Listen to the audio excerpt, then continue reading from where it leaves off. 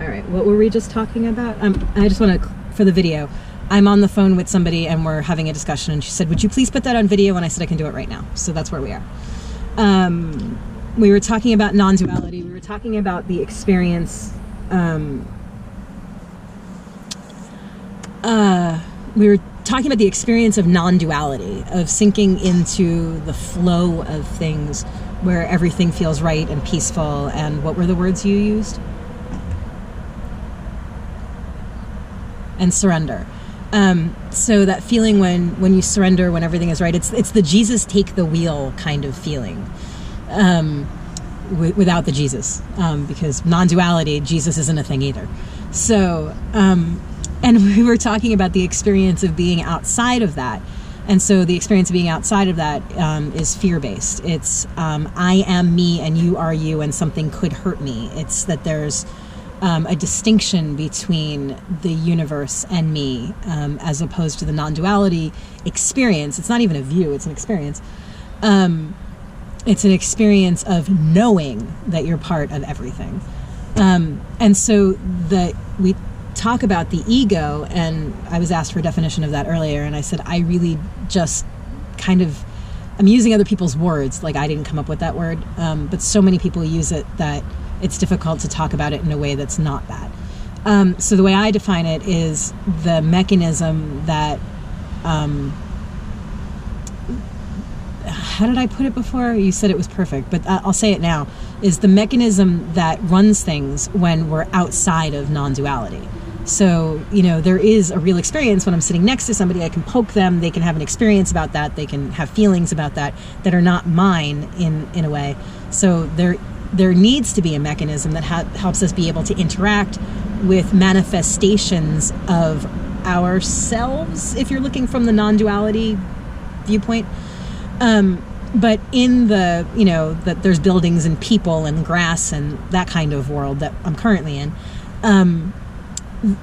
we need to have some sort of mechanism that helps us understand who we are as an avatar in this realm. Did I say everything you wanted me to say? Are you there?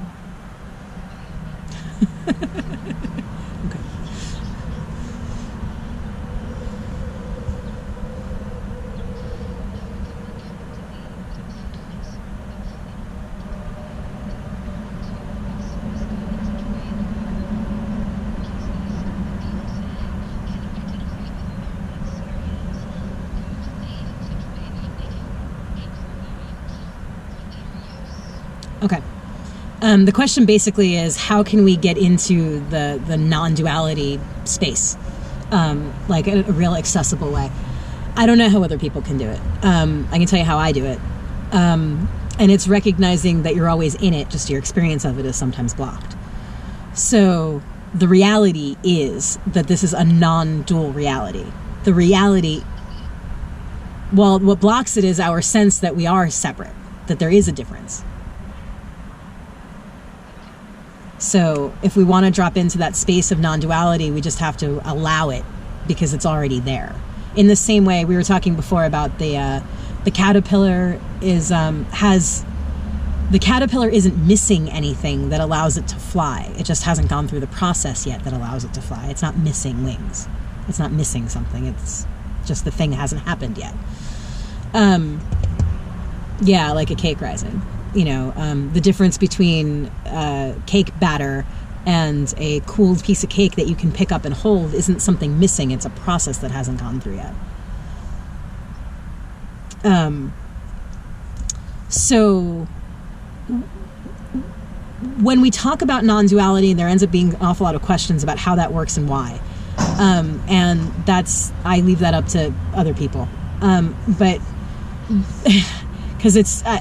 because I can think about it at such a deep level that a conversation other than, because it always gets reduced to the same thing as we can't know. Because from the perspective of thinking is outside of the non-dual perspective. There is no thinking when we are all one. The thinking thing happens as part of our separateness.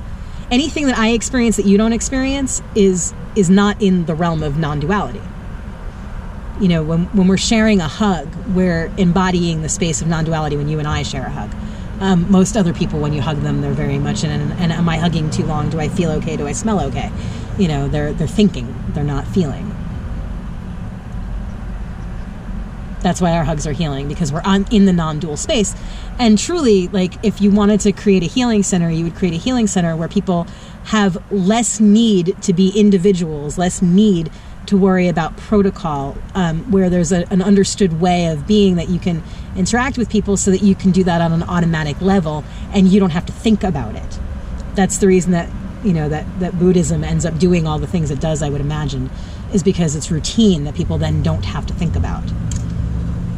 And it's routine enough to keep it complicated enough that you don't go looking for problems yourself.